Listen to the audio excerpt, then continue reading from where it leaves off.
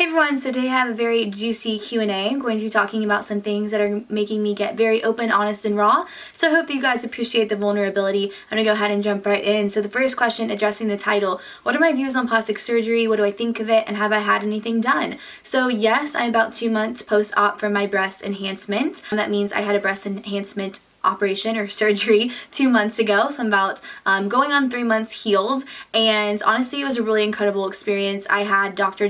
Franco perform this on me. I will go ahead and link all of his socials below. He actually posts surgeries on his Instagram account, so if you're not queasy and you can handle blood and that kind of stuff, you can actually watch along and you can see what it looks like to get your breasts done, what to expect, what to think going into it. I did want to mention this just because I've gotten a lot of questions about it, and I've gotten comments about, why would I do this? I already had large breasts to begin with and all this kind of stuff. And honestly, for me, the main thing that I wanted to address was the shape of my breasts. I really wanted a roundness, a fullness, a high, perky look that you honestly can only achieve by having surgery. I think if you are someone with naturally large breasts, you know that over time, gravity, weight loss, weight gain, that kind of stuff, it can really affect the shape of your breasts. And I think a lot of people hear the word boob job or breast augmentation or breast enhancement and they think that only means that you have to go bigger. My breasts are honestly like the same size that they were before. They are just a much rounder, perkier, better shape, and I'm really thrilled with them. I did lose some weight, and I think that attributed to kind of losing the fullness, especially in the upper part,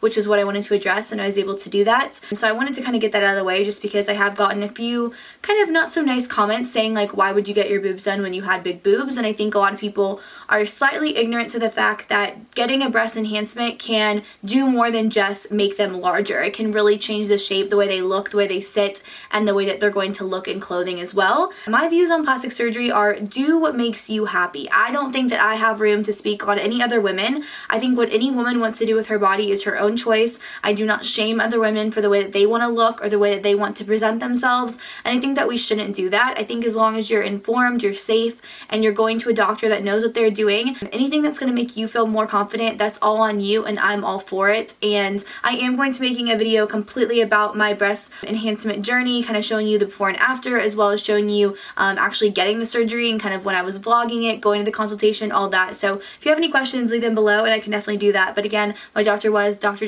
Franco, and I'll have all his information below if you want to check it out.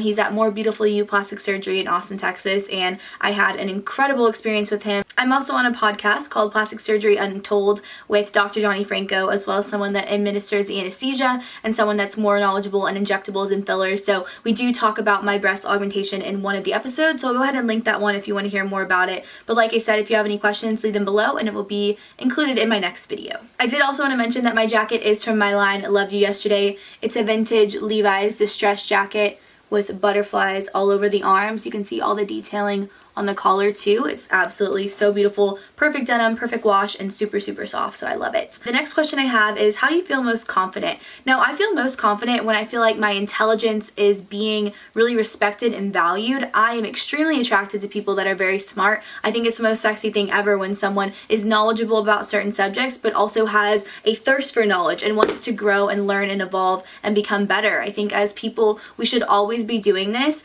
And I think a lot of times as women, like girls sometimes can dumb themselves down or kind of shy away from speaking about certain topics that maybe aren't like super sexy or fun.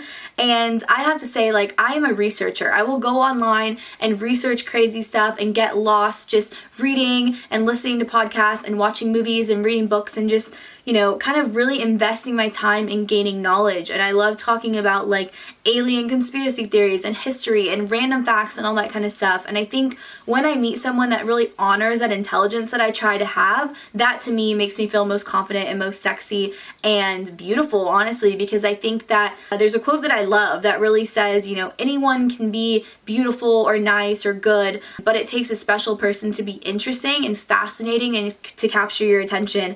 And I think the best way to do that is to be intelligent and to really showcase that intelligence that you have and those things that you're passionate about. I think that will really just kind of impact people a lot, and you would be surprised by how many people are really attracted to intelligence. The next question is, how do you live in the flow? Thoughts on karma? Do you believe in it? So one of my favorite books is actually called The Power of Flow, and I love it. It kind of describes how to be in a healthy, happy mindset, a positive mindset, and to how to kind of transform your life with meaningful coincidence and synchronicity, serendipity, all that kind of stuff. I'm really big into all that spirituality stuff and just really living your life with good, pure intentions, and I feel like that comes back to you 100%. I am a huge believer in karma. I think any good deed that I do never goes unrewarded. I think obviously I have an abundance of blessings and amazing things that happen in my life, but I do notice if I do something bad or something not good, then something bad happens. So I really try to steer clear of that. I try to live my life every single day with the idea that I want to be better, that I want to impact the world better, and that I want to leave it a better place. And yes, I think karma is a beautiful thing, and I think everyone does get what they deserve, whether that's good or bad. It's up to you. You have the power every day to live the life that you want to live, and I hope that you take on that responsibility and you try to live in the flow of being a good person and then kind of reaping those rewards that you get from doing so.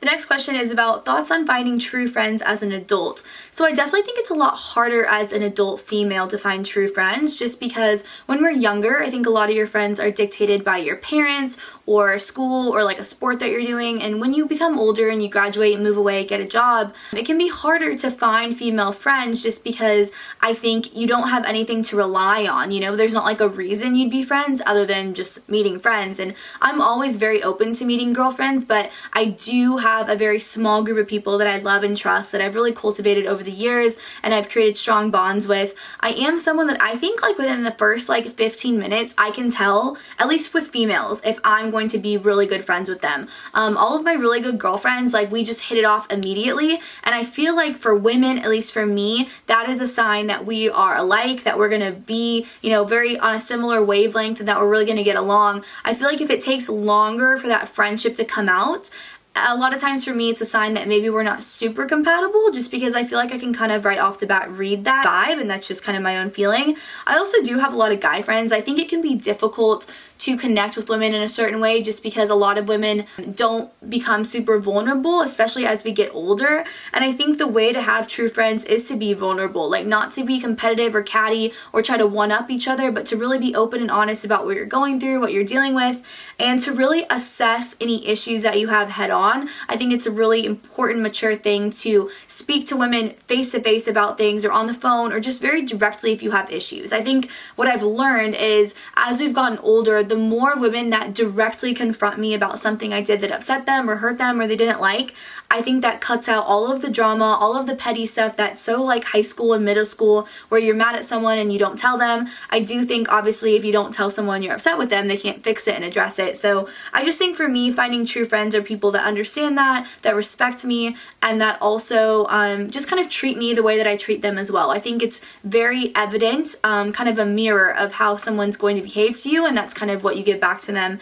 And I think as far as finding true girlfriends, you just got to be open. I think that's a really incredible, beautiful thing, and I think the right women will see that in you and will want to be your good friend, and hopefully you will make those long-lasting relationships. The next question I have is, what is your biggest regret of the past year? Now, this is an interesting question, and I don't want to be super cliche and be like, oh, I don't regret anything, I live my life with no regrets, but I think it's obviously normal to look back on situations and things and think, I could have handled that differently, I could have said something differently, I could have done something differently. Especially me, I'm an overthinker, so I can replay scenarios in my mind and be like, oh, that was not how I should have done that in hindsight. But I also think that there is just a very calm, gentle understanding in the fact of once a situation and a time has passed, it's gone. As much as we wish we had time machines now and could go back in time and redo things, we can't. And I think you can't dwell too much on things that have passed and that have happened. You, of course, should derive something from them, something positive, learn from it, apply it to your life, and make a better decision the next time around. But a quote that I really love and I really resonate with actually says something to the effect of, the world has ended, or I do not pay attention to the world ending, for it has ended for me many times and begun again in the morning. That really just speaks to me because I can be a bit dramatic. I can think something is the end of the world and so horrible and I'm never going to get over it. and then the sun rises, life goes on, the day is fine, I move on, things are okay. And I think it's just important to remember that. So if you're ever going through something or you're considering a situation that you're just so upset about, just remember that life goes on and it's okay, and you can take away something positive and apply it to the situation the next time around.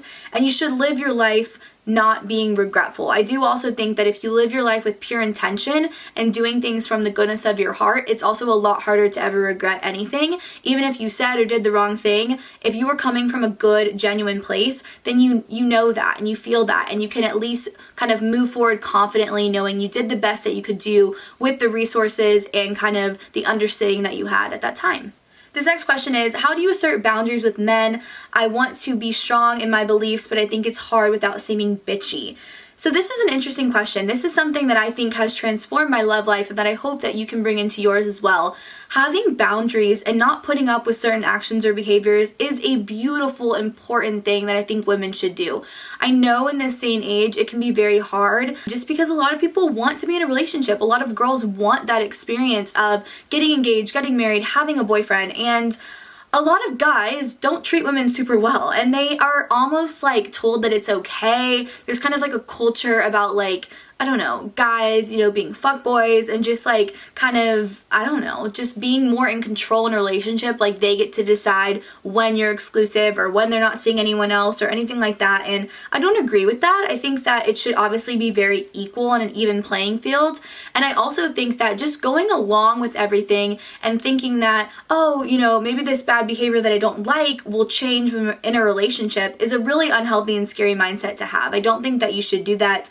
I do think that you should assert your boundaries and what you expect out of a relationship and out of a person. And my love life has been transformed ever since I've been doing this, honestly, because I know what I want, I know what I don't want, I know what I could give to someone and what I deserve, and I think it's a mirror. Obviously, I don't expect a guy to be perfect and I don't treat them well. Like, I also have to rise to that occasion, but I also think there is something so powerful in a relationship about making the other person the best version of themselves, and I think that is the most sexy, incredible, special thing that you get out of a relationship. And I think for men, a lot of times, because a lot of women just go along with whatever's going on, if you do put up some stops and you push back a little bit on them and you tell them like, no, I don't like this, that doesn't make me feel good, I don't want that, I'm not comfortable, whatever, a lot of times they like that. They like to see that you hold yourself to a high value, you're a high valuable woman, and that you're not just going to take any certain action. Like, you also want them to rise to that occasion and to be a good man and to be an ultimate better man that they can be. And I think it does make you hard to forget, and it makes you a little bit harder to replace because you're different than other women. You've spoken out and you've really established those boundaries that you have and those core values that you believe in. And there's a quote that I really resonate with that says something to the effect of, I'd rather be hard to love than easy to leave. And I agree with this. I think being hard to love in the sense that you expect a certain level of communication and honesty and trust, and like the way that you are treated isn't being hard to love, but it is making you hard to leave when you ultimately make that man rise to be a better person, a better version of himself. And ultimately in a relationship, that's the whole point. We are trying to make people better, to evolve and grow and learn and work through issues together, but also remain someone that has boundaries and standards. And I think that is insanely attractive to men, and women should really, really remember that you're not being difficult by having standards. It's actually a really good thing, and I think it makes you stand out and it makes you hard to forget, honestly. The next question is, what's something that weighs on your mind? So again, as an overthinker, like, there are so many things that I think about all the time, and that I can really get into a loop of just going down a hole of like, oh, I should have done that, I should have said that. But the main thing that I've been thinking about recently is the idea that a version of each of us lives on within someone else in their own mind, being, heart, and soul.